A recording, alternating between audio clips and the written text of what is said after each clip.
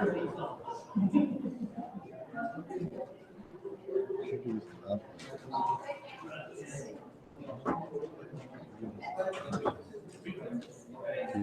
here.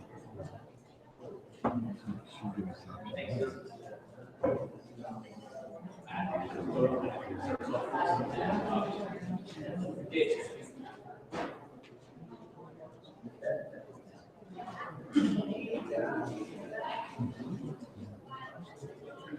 Hey, good morning.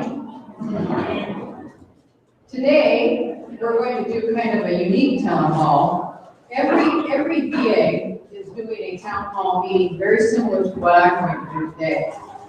We were asked at our senior leader meeting that we had in September to share with everyone the goals of VA and goals of VHA and what we've done to meet those last year and what we're going to be working on this year.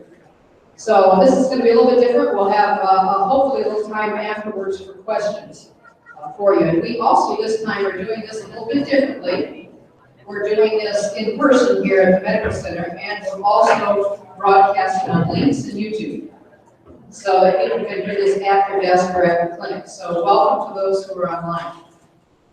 Okay, Jeff, we'll go ahead and move on. So this is what we're going to accomplish today. We're going to talk about the 2016 accomplishments. We're going to talk about the 2017 VA vision, and then we're going to talk about the 2017 VHA strategic actions. Okay, so what I'm going to do first is show you a video. This is a national video that was done by the Secretary to show all of the accomplishments that VA has done since the Phoenix issue happened in 2014. So I'm going to go ahead and let this part start.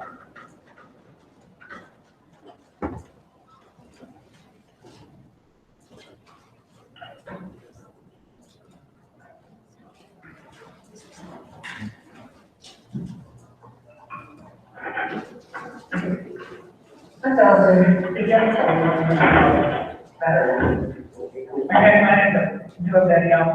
Just 1 second. Okay. We're working on the sound, hang on.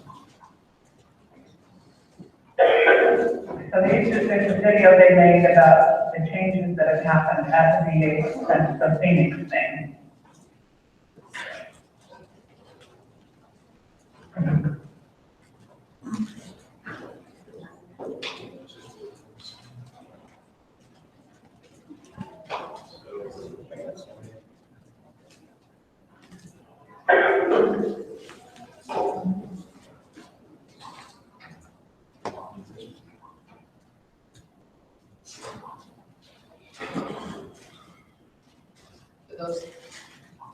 For those out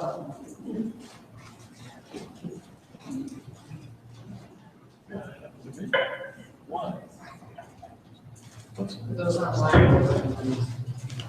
Well, you guys need a new tech department.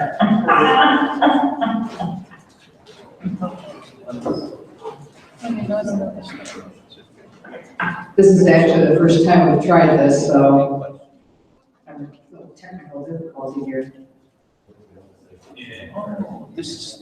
Yeah, hey, if you're out there and you're not on you or you're under the auditorium, so you might want to use your phone. Thank you. They can't even get it right.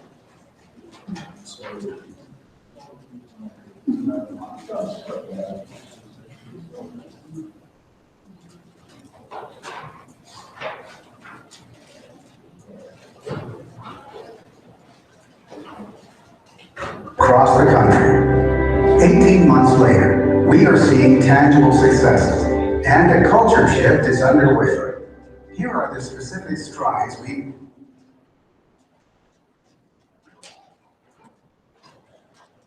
In November 2014, Secretary Bob McDonnell announced MyVA, launching the largest transformation in the history of the U.S. Department of Veterans Affairs.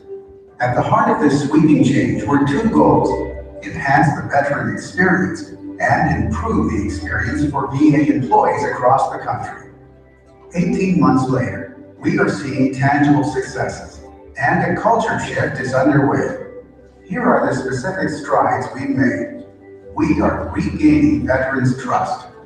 In 2015, 47% of veterans surveyed said they trusted VA to fulfill its mission. That number has since risen to 59%. And now 74% report they get the services they need, up from 65% a year ago. Being a values-based organization is really, really critical for change. And I think because the VA started with sort of a recommitment to the values, I think that's one of the main reasons they've been able to restore trust. But they've got a long way to go. It's going to take one person, one veteran at a time. And as long as I think we're all working together, we're transparent, we're collaborative, we're putting the veteran first, we're going to get there. We have emerged from the 2014 waitlist crisis to create the most accessible healthcare system in the United States.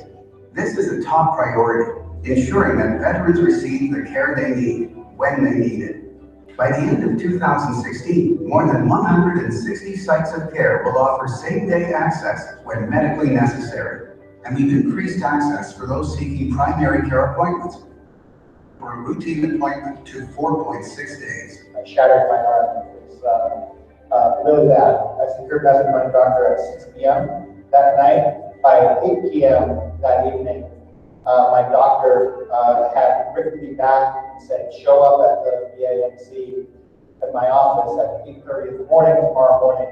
I'm going to squeeze you in and get you in for the appointment. We have reduced the disability claims backlog by approximately 90%, and we continue to improve that number and modernize. As part of these efforts, we have transitioned the process for disability claims from paper-based to fully electronic. In March 2013, veterans waited an average of 282 days for a claims decision. By July 2016, the average wait time was down to 123 days. Well, last year, VBA completed its comprehensive claims transformation. And what we got at the end of that result is a 90% decrease in backlog of disability health, as well as a process that set veterans up in the future to have much more control over how, when, and where they are able to put in their disability, and even how they're able to receive their disability. VBA is delivering more and more benefits to veterans. In fiscal year 2015 alone, veterans received 1.4 million C&P decisions. Veterans received 631,000 VA guaranteed home loans. Veterans and their families received $12.3 billion in benefits to go to school. And veterans received $1.1 billion to rehabilitate to suitable employment. It's really easy. People think it's hard to use the GI Bill in school, and it's not. It's a seamless, easy program that the school does most of the work. And the benefits are just unbelievable. While everyone else is working and straight to college, you don't have to. You can concentrate on your studies, and that transition into becoming a civilian. We've made enrolling in healthcare much easier. Veterans can now enroll through a convenient, easy-to-use website. Launched June 30th, this new option has cut enrollment times in half to just 24 minutes. Since then, more than 35,000 veterans have applied for healthcare online. When you think about the number of websites before vets.gov, became the ideal paradigm for engaging the electronic different websites. You're not sure if they're even related to each other in a way that it doesn't require the extra steps over. So I'm happy to see the evolution of that single interface for us. The Veterans Crisis Line is saving lives. From October 2015 through July 2016, Veterans Crisis Line responders answered nearly 420,000 calls, initiated the dispatch of emergency services nearly 10,000 times, answered more than 44,000 chat requests, and another 13,000 texts. The Veterans Crisis Line started in 2007 with about 15 responders at that time. We are now up to hundreds of people who answer calls or reaching out over our veterans chat system, as well as our texting service. Since 2010, the number of homeless veterans in the United States has been cut in half. 2 states and 29 U.S. communities have ended veteran homelessness. And in the Los Angeles area between 2015 and 2016, The overall homeless population increased by 7%, while veteran homelessness declined by 32%. When you leave the town of Silbury, you're insecure. You're afraid of some pressures and responsibilities because you don't want to go back to your old way of life. But the HUD Dash program was that safety net that I needed. There's resources available at the VA. If you don't use it, shame on you. It's there. That's why it's there. And I finally woke up to that. The National Cemetery Administration continues to deliver top-notch customer service, and the organization is making even more improvements. NCA maintains 4.3 million grave sites in 134 national cemeteries, all the while ranking first in customer service, according to the American Customer Satisfaction Index.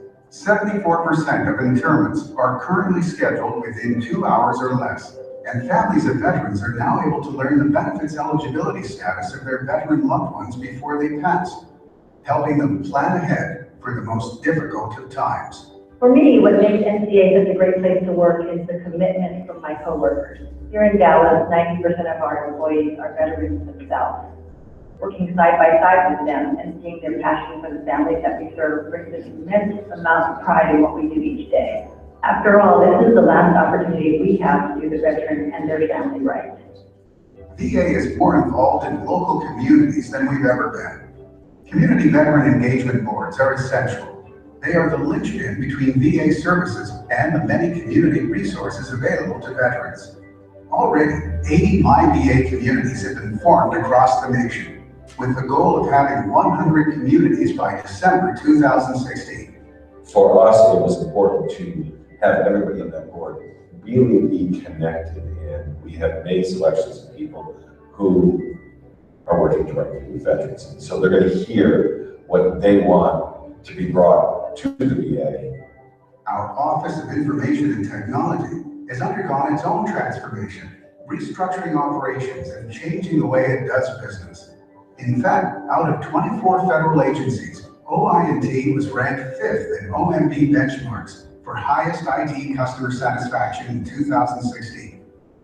19 just a year earlier. It's a time of change, and it's a time where all things are possible. Whether you're a man or a woman in a technical field or a management field, if we keep the mission at the center of all that we do, together all things are possible. We are efficient stewards of taxpayer dollars. VA has transformed its supply chain to help save and reallocate funds when purchasing medical and surgical equipment. This has already led to a cost avoidance of more than $90 million. Funds already redirected to priority veteran programs. We looked at really how we were spending our resources and believed we could make a huge difference in that. We started one of the breakthrough initiatives was we transforming our supply chain. How do we look at all of that to streamline and transform our process so that in the end, we give better value for taxpayers, still providing the right items that our veterans need for their care, and providing the best environment for our employees to operate. Community care is more seamless for veterans. VHA now offers a network of more than 350,000 community providers, an increase of 45% since October 2015. And the number of appointments being made with community providers increased from 17.7 million in fiscal year 2014 to 21.3 million in fiscal year 2015. VA's plan is a long-term vision to provide better access to community care for veterans and simplify the process for everyone involved. In creating this plan, we make sure to incorporate industry best practices and feedback from veterans, VSOs, VA employees, and federal stakeholders. By investing in our employees, our workforce is becoming more engaged. While we have been working to ensure that critical positions are fully staffed, our Leaders Developing Leaders program has trained more than 93,000 employees, and our VA 101 program, a course about all the benefits and services that VA offers, has trained more than 118,000. The VA Employee Engagement Index, a barometer tied to mission success, increased to 62.34% this year. And we continue to move away from traditional approaches by looking to the private sector for new ideas and best practices. We are now going into an area which is far less rigid in terms of expectations for how we do our work. We are starting to allow our employees to work, act, contribute in ways that are most meaningful and most comfortable for them. Now, let me quickly add, it's not happening everywhere across the board. But in certain pockets, I'm seeing that our leadership, our supervisors, our managers, and our employees themselves are starting to feel more comfortable with trusting employees to go in that direction. From a rules-based to a principles-based culture, we are empowering employees to do the right thing for veterans. On Saturday, July 9, 2016, I received a call from the National Scheduling Office asking if we could approve a Saturday burial for one of the Dallas police officers that was killed earlier that week. Now, we usually don't authorize weekend burials at our level here at the cemetery, but I made an executive decision and I authorized the weekend burial. I notified my director and the district office right after I did this, and while I realized I did not have the authority to make this decision, I was willing to take the risk knowing that it was the right thing to do. We are spreading best practices from facility to facility, which is resulting in positive change. VA's Innovators Network is a community of VA employees who are actively engaged in work that is moving the agency forward. They turn innovative ideas into action at facilities across the country. The diffusion of excellence initiative then puts the ideas that work, VA's best practices, onto a platform that has enabled more than 350 replications in less than 1 year. This was a perception of an individual's ability to innovate, and over the past few years, that number as a whole for VHA overall has started to decrease, and this was an opportunity to really intervene and provide grassroots effort for our employees at the ground level. Strategic partnerships are helping us serve veterans in new and better ways. We have realized the potential for partnerships across industries with companies like Google, Walgreens, Bristol-Myers Squibb, and others. Here's one example. Our partnership with IBM will increase access to genomics treatment for 10,000 VA cancer patients over 2 years. It's incumbent upon us to take advantage of the sea of goodwill that's out there for veterans. We can't do it alone. We are building trust with external stakeholders. My perspective with the VA is twofold. One, it's as an executive director of a national veteran empowerment organization, and two, it's as a customer of VA Care. And what I've seen has been similar. It's a vast improvement, frankly. Not only since my VA has really taken into effect, but since the current leadership team, the culture that they've really emphasized has taken root since Bob McDonald company took over about 2.5 years ago. And we're not done yet. We've helped lay a foundation for success over the past 2 years, but we must continue to find new ways to meet the needs of a diverse veteran population. We have to prepare for the increasing numbers of women veterans and make sure they trust VA for their care. We must continue to conduct groundbreaking research on traumatic brain injuries, PTSD, and improved prosthetics to ensure we can meet the needs of post-9/11 veterans.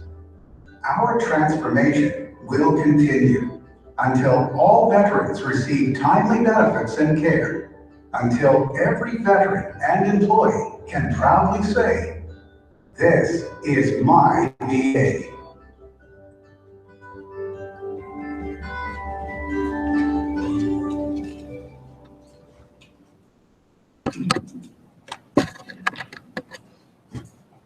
Okay, so this was a production that was made. It's also available on YouTube. You can actually go out there and see it too. And we'll send the link out for this also. So our next part is to talk about personal accomplishments. And I'm not going to have you blurt these out, Ken, if you want. But what are some of the things you've done that you're proud of at work in the last year? And what did your teams do? What did you do in your services? I'd like for you to reflect on that for a minute, and when we get to this part, I'll have you add some things to this. So, The secretary had 12 strategic priorities that he wanted us to meet in 2016. And the first part was veterans experience. So one of the things we did accomplish this past year is we started our community veteran experience board. In fact, our second board meeting is Wednesday, and we've been able to attract some really go-getters in the community that are willing to help us from their side. As the gentleman from Geiger 6 said, we can't do it alone. And so these organizations can do things that we can't do. They can help raise money. They can do all kinds of things that, again, that we are not allowed to do. Another thing under Veterans Experience we did last year was we completed the Covered RV project. And for those of you who were at the barbecue the other day, it was very nice to have covered while we were outside all day. In Access, we hired a group practice manager. We opened the expanded Pahrump Clinic, new 10,000 square foot clinic, absolutely beautiful. All done in the packed model. And we fully opened the emergency department in Fast Track this past year. We continue to expand our collaboration with TriWest, who does our choice program, and continue to hone down that process to make it easier for veterans to use. And we began using provider agreements, which are agreements that we can go out and do with us. Specifically, we're doing dentists right now, and we can get care directly for them through those provider agreements. We continue to collaborate closely with VBA. We are one facility that has VBA on station, which is a nice thing for our veterans to be able to come and do one-stop shopping. We served as a pilot for the National VHA phone tree implementation for suicide. So we were one of the first ones to have where you can dial in, and when you pick the suicide hotline, it goes directly to them. No intermediary. They've now implemented that across the VA. And we've been trying to right-size our call center staff. We've hired about 35 new people to bring our call center up to standard for answering. They've just all come on in the last month probably, so we're already seeing some improvement in the call center.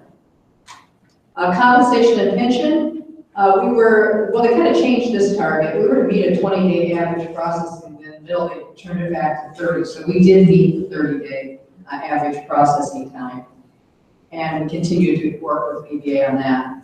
Homelessness, sustainment of functional zero, because we did hit functional zero at the beginning of the year, and then sustaining that is our one thing that we've been working on. We were recognized at a ceremony in Washington, D.C. that I went to last month as one of the 4 sites that hit functional zero for homelessness. Now, if you remember, functional zero doesn't mean every homeless veteran has a home. It means that they have access if they would like to have a home. So we have vouchers for them to use. With 75% of our supervisory staff attended the leadership development program. And we're still working on developing an iPeer video and a monthly newsletter, but I think we're going to take a little different tack this year. We're going to be starting a Pulse page. How many of you know Pulse? Okay, if you don't, get signed up, because that's how we're going to get information out to you, because it has lots of options that a newsletter would not allow us to do. Staffing, we hired a chief of informatics. We hired an associate, well, we're still trying to hire an associate chief of staff for research. And we've been working with both the Dean's Committee at UNLV and the Air Force to help us fill critical medical positions. So it was a big year. A lot of things going on. So anybody here got something they accomplished this year that you'd like to share? See, you do lots of things, you just don't take credit for it. So, anybody online have anything? Let's see if anybody online is. I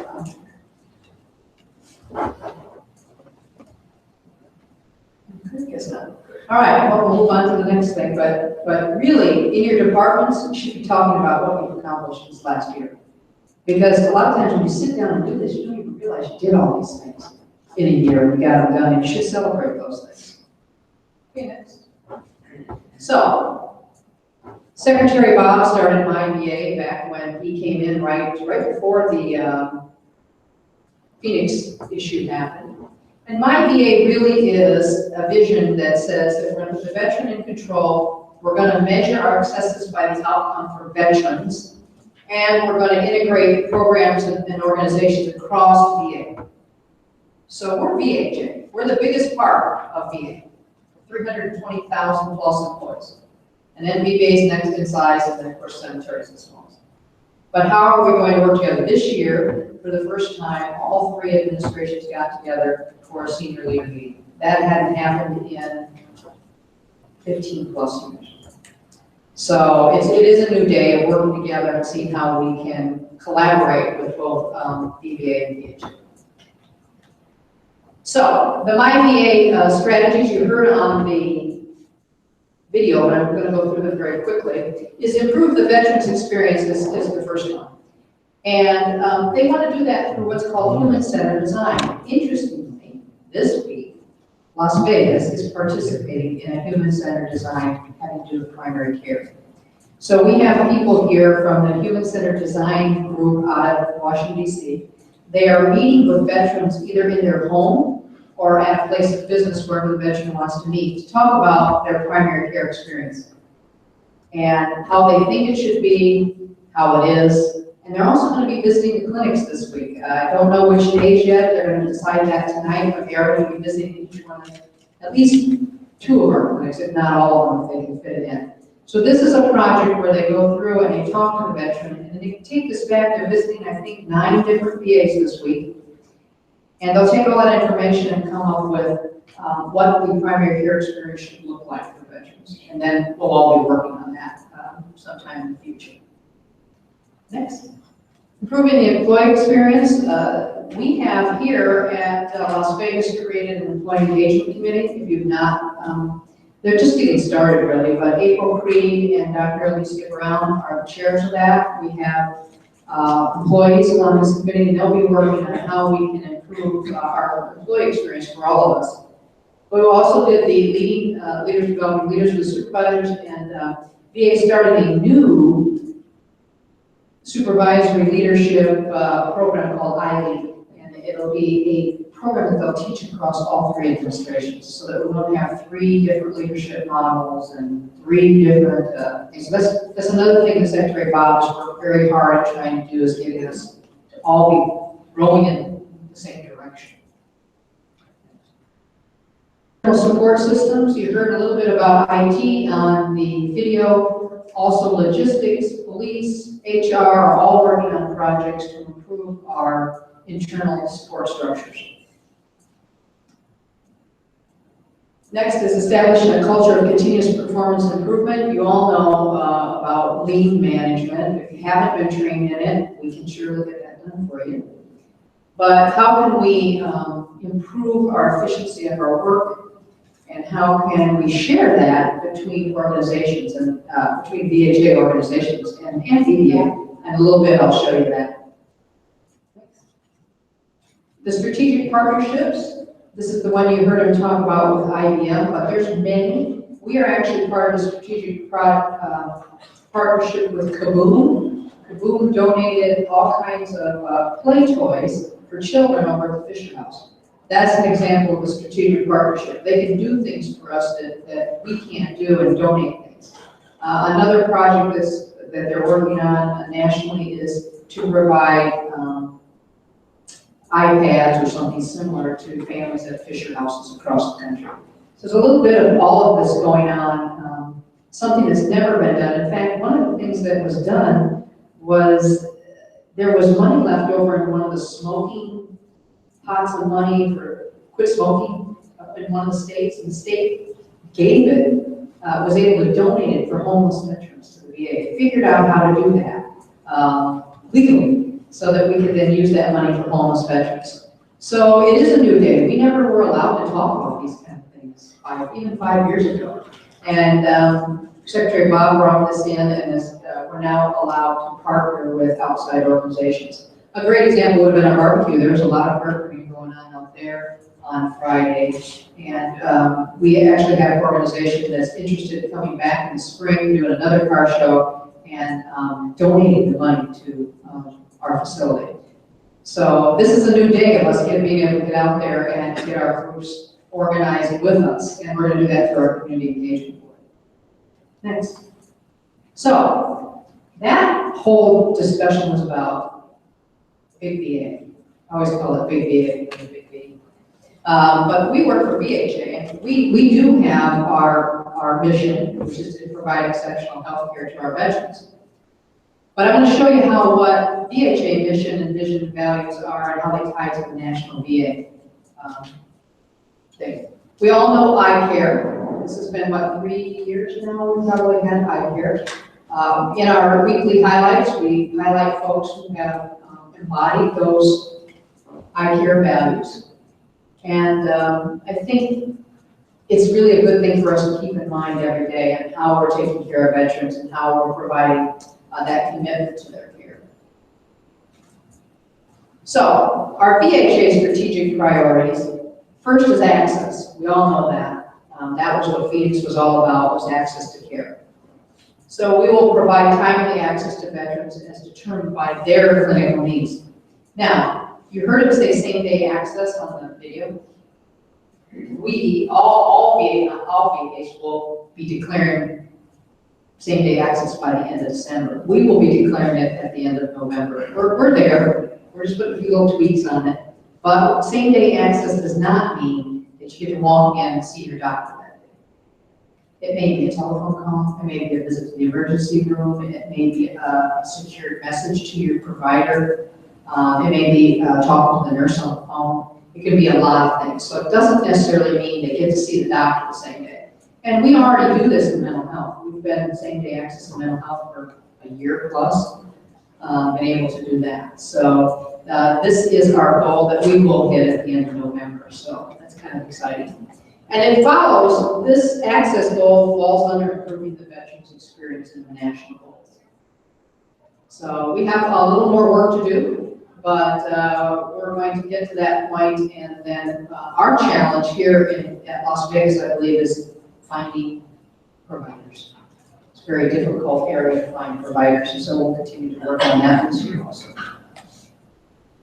Our second one is employee engagement, and you heard me say that we started an employee engagement group, and we're going to hear more from them this year. They did do a survey. We got very poor responses to that, so I think they're going to try to do some focus groups and things and find out how we can improve our work environment for all of us. And that falls under the VA goal, improve the employee experience.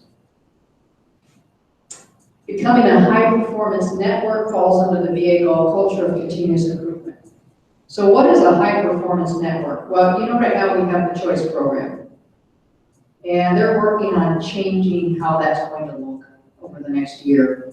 And what they're talking about doing is us coordinating care and a third party paying the bills. It's kind of where we're at and what they're thinking about how we're going to go. But it's really providing our own network so that we can get our people care out in the community.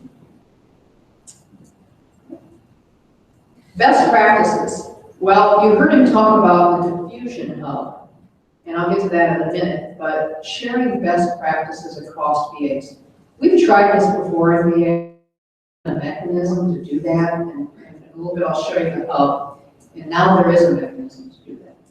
But what's exciting is, when I show you the hub, we actually have, how many of you heard the Shark Tank? Yeah, show the Shark Tank. All right, well, VA has their own version of the Shark Tank. This year, there are 20 projects that were chosen nationwide out of, I don't know how many, there's 400 or 500. It got it down to 20, and we have one in the Shark Tank. And I believe the Shark Tank's this week. Karen Lovely, who's a social worker at Southeast, and who was running the South? Her program with the bringing new veterans and then teaching them about the VA made it to the Shark Tank. So it's kind of exciting. They all go in, different VA directors become the sharks, and they have to bid on the project, and they have to then commit the resources to do what the project is. So we're anxious to see if Karen's project gets chosen by another shark, one of the sharks, to be disseminated across other VAs. So we want to continue that culture of continuous improvement. The last strategic priority is to improve trust in VA care. that would be there for our veterans. This is kind of a tough one. How do you measure this? You saw at the beginning of the video, they talked about trust going to 63.4%. There's a question on the SHEP, I believe, that they used for that. I can't remember, I should have looked up what question it was. But one of the things we want to be is transparent. What are our wait times? What are our things? And that comes out every 2 weeks on the website. I don't know if you're aware of this, but every 2 weeks, our wait times come out for the entire meeting, and they're public. Anybody can look at it to see where we're at in our journey to providing good access. We have a unique challenge here in Las Vegas in that this valley is very short of providers. And so meeting the 30-day, as the example, to Wednesday, I finally have an appointment with a provider that took me 90 days to get. So it's a little more difficult for us here in Las Vegas, and people have a hard time understanding that since we're a big city. We have that, but it's kind of a long history of not having a medical school, residencies, and those things that you need to keep physicians living in your area. But UNLV is starting their new medical school next July. So it'll take years, but at least we have something in the pipeline to hopefully improve that. All right. So putting it all together, putting all these pieces together to make our health system work the way it needs to, we've been working on an operational plan and our strategic planning. So on October 25th, we had all of the service chiefs get together, look at these goals and say, okay, what have we met? So we had every service share what they've done and what they've accomplished. And then we talked about these goals that I just showed you. How are we going to meet these this next year? What projects are we going to do that? But before we do that, I want to show you, this is the Diffusion Hub. It's really not hard to use. The website there is at the top. You go in, you can click, and you can go to the search engine, and you can find all kinds of projects that people have done, and you can replicate them. Okay? They give you the person's name of who did it, and you can call them up and find out how they did it. I had one in from my last station. I got several phone calls. Well, how'd you do that? How many people did it take? And some of that information is in each one of these things. There's over 500 now projects in there that people have done. Some are ones that have been replicated, but for example, we did the direct scheduling for optometry and audiology. So that what that means is the veteran can schedule directly into audiology optometry without going through a primary care provider, which hopefully will save appointments that we can use for primary care. There's all kinds of projects in there. You name it, the topic's probably in there. And then the Shark Tank that I talked about just a little bit ago is part of this whole distribution hub. So we'll put this out for you in an email so you have the link that you can click on. But it's pretty neat what's in there. All right, so as a result of our meeting in October, each service will be doing a project. They can choose what the project is. They'll be following lean principles, and they'll be completing it by August 31st of next year. And the good part is if you want to go to the Diffusion Hub and pick a project and replicate it, that's fine, if that's something you need to do in your service. So out of this, we'll get about 35 or 40 projects that will be tied to those goals I just gave you: access, employee experience, veteran experience, building trust, strategic partnerships. So that's how we're bringing what they've done nationally into our facility. Make sense? So the guidance for this project is, if it's just do it, just do it. Something you need to change in your department, change it. Make it work for you. You can identify initiatives that can be completed with existing resources, and then they have to meet those strategic goals that we've set.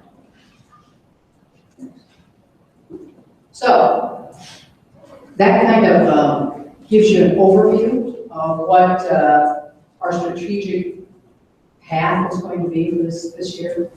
Access, number one, veteran experience, employee experience, and building trust. So, questions that you may have, if you want to ask about this. Yes, I'm Kermit, an audiology clinic. How is the, I heard the new secretary of VAs will be Kevin Miller. Well, we don't know who the new secretary of How VA is. regardless, how is that? Well, I can tell you, what the question was is, since we're gonna be getting a new secretary of the VA, how's that gonna affect what we just talked about? Actually, at our senior league meeting in September, they have a whole transition plan. And all of these goals will go forward into this next year. So whoever comes in, these are our goals, this is what we're gonna be working towards for the next year. I can't answer you on what may happen with my VA or, all of that, but, it's a pretty good program. It's the first time in my 33 years in the VA that I've seen them be able to pull it all together, all three administrations, and be talking about the same thing. So, what remains to be seen will be our new director, our secretary. Who knows? There's always a transition period where one transitions over from the other. So they've told us that basically we don't look for anything to change for FY17. Other questions? Anybody online have a question? Yes. If you want to ask a question over the phone, you can unmute your phone. Any other questions here?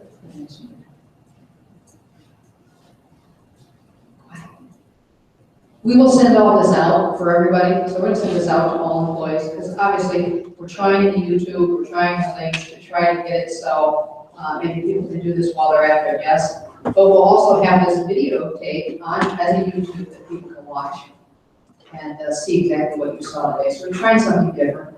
And then after the first year, we're going to look into, instead of doing town halls like this where we get limited participation, that we're going to try to come to your staff meetings and have little mini town halls a couple times a year to try to get more people engaged and talking. Looks like somebody's typing a question. Oh, okay, somebody's typing a question. All right. Wait a second for that. How many of you have done links meetings before? Quite a few. It works pretty good. It just says thanks for the opportunity to participate this way. You are welcome, Debbie. Yes, thank you, David. It is a better way to sit and not have to move if you don't want to. And hopefully we have some folks from the clinics.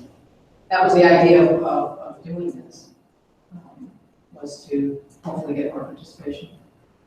Yeah, anyway, before you sign off, if we got more than one person at your thing, if you could just let us know how many are in your group watching, just so we can record that. Great, thank you.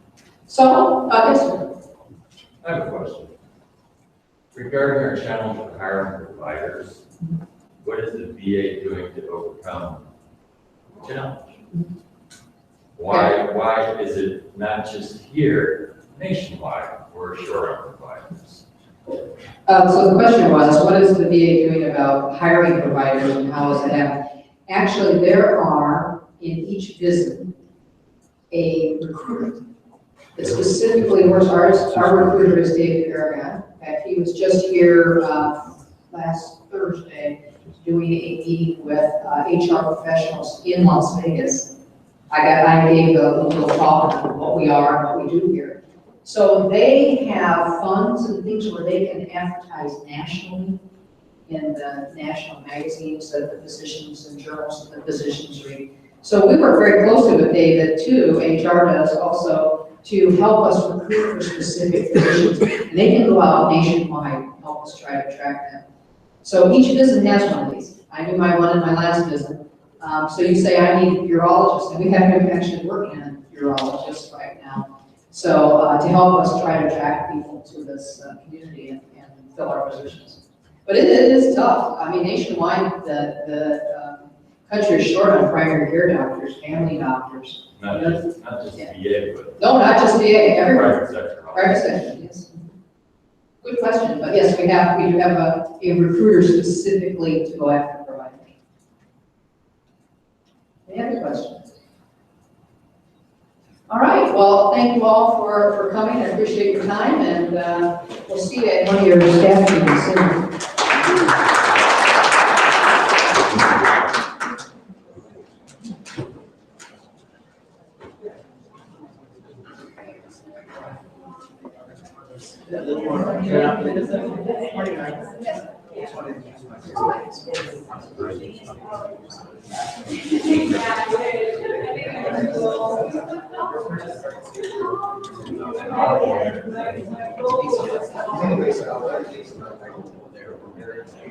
What about on there? Check it. Check it on there. Just make sure it's.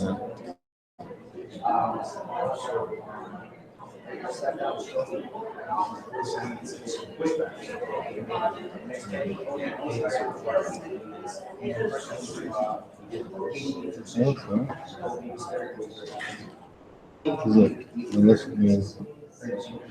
see, there's a bunch of people on there. It's still freezing.